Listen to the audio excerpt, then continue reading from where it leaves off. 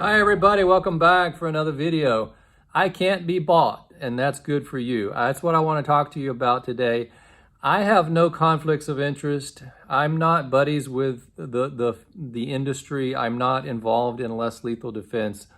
So that's why I can come to you with no conflicts of interest, and I can be honest and I can be unbiased.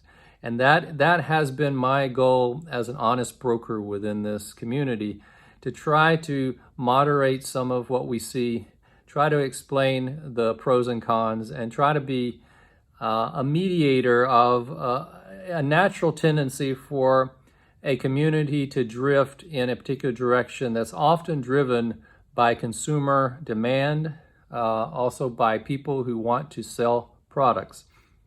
Now, I have nothing against sellers in general, and I'm all for the new products and things that come out, and new manufacturers. There are some products that I do talk about that I like, but again, I have no interaction with those companies that would cause me to be biased.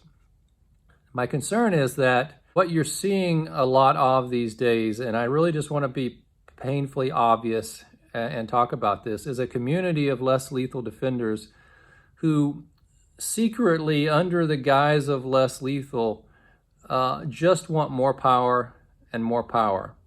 And by doing that, they're essentially wanting to get up to the lethal range, and they're wanting something that has lethal power, but it's something that's not like on the record. It's something that they're using, that they developed, and that's what they want.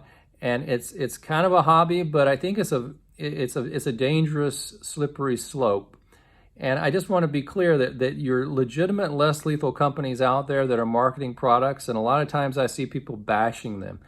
Oh, so-and-so company makes a product that it's just too weak, or so-and-so's product has something I don't like about it, and this product is better. And it's always the product that is better is always the product that has more power. Well, that's misguided. I think the community needs to settle down and think about less lethal should be, again, like I've said many times, focused on the less part. There should be a differential between lethal power and your less lethal tools. There should be a gap there. If there's no gap and your less lethal is approaching a high percentage likelihood that you're going to kill someone when you use it, then I would caution that's not a good less lethal product, and your real less lethal companies would stay away from there. They don't want to go there. They have no interest to go there. The firearm companies are only interested in less lethal if less lethal backs away and stays less lethal. So there is no market share in the middle for these companies. There's no legal reason to get too close. But yet I see a significant fraction of the community, and it's not your YouTubers. Most of your YouTube channels are honest. They warn people, but I see it in the comments, and I know that a lot of people are just power hungry.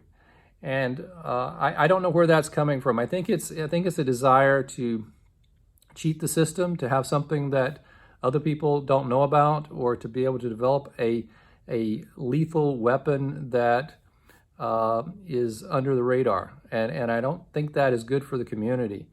I also think that we have to be careful about the conflicts of interest and new sellers that just pop up with some higher powered option, or a modder who has created a device in order to now allow you more power. And almost in every case, these are products that the person is selling.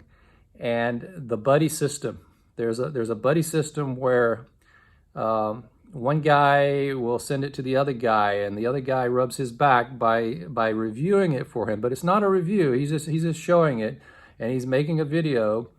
But he's really just promoting the products of the other guy. And so he says, "Well, I don't sell anything, but I got this product, and I'm going to test it out."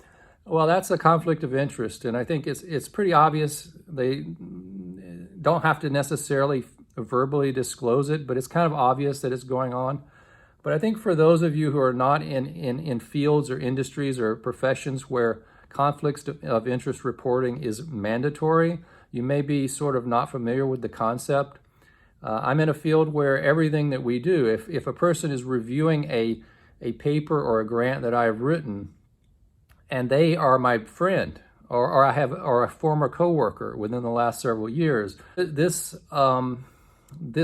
web of interactions is not trivial, and we are required to disclose not only financial conflicts of interest that we might have with companies outside that would allow that we might be consulting and making money consulting with a company on the outside. Well, we have to disclose that.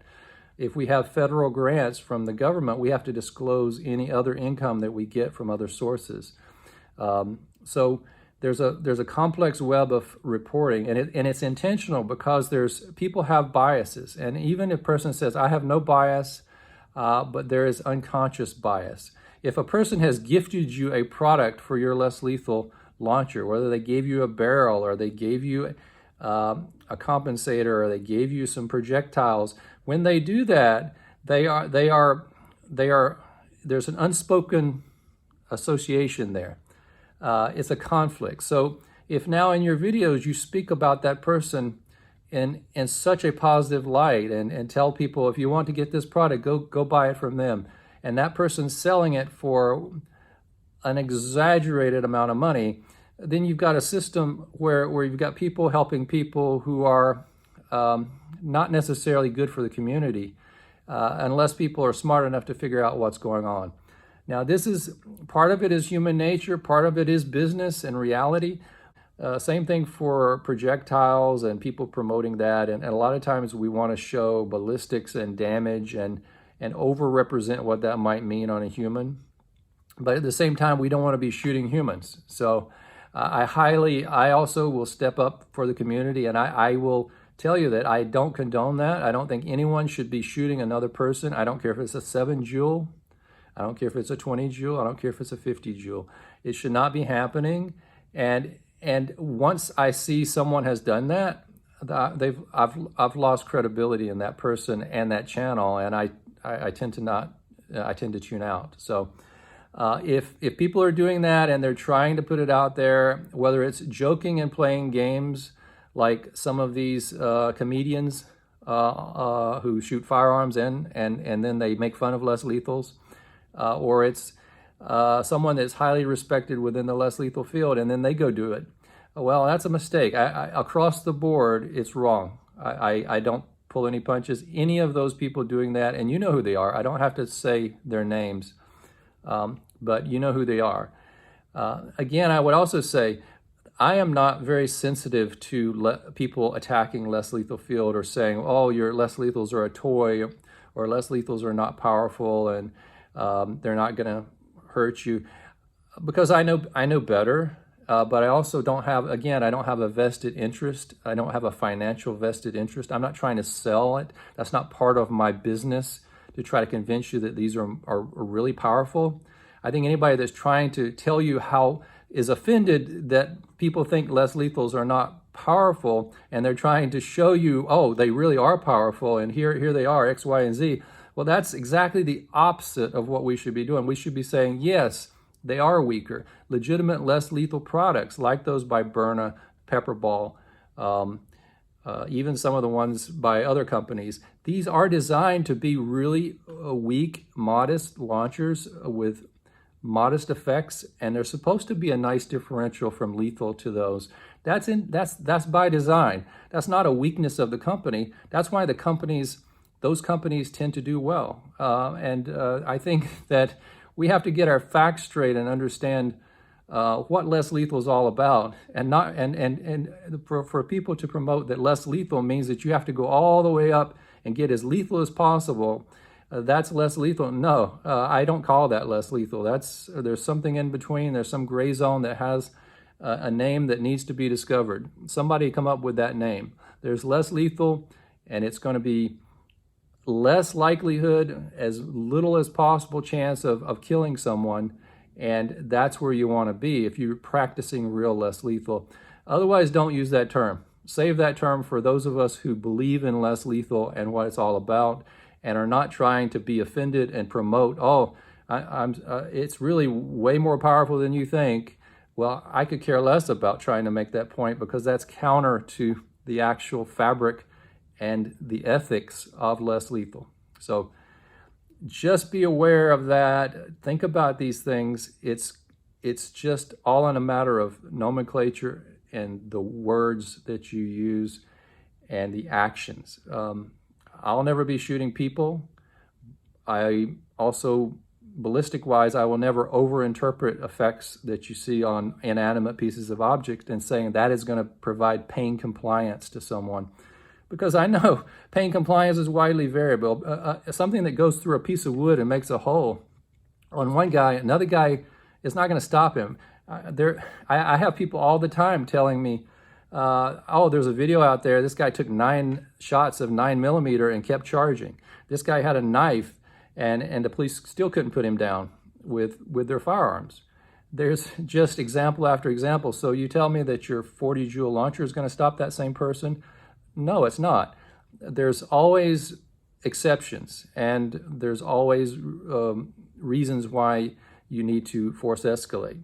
Now, if you can't force escalate to a firearm and you have to use a less lethal that sort of goes in that intermediate gray zone, that's fine, but don't call it a less lethal.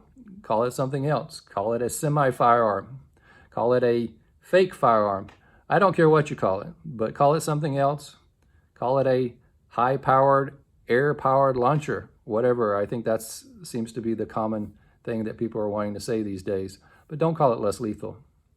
I'm going to stop right there. I think I've said enough. I look forward to your comments. Let me hear them.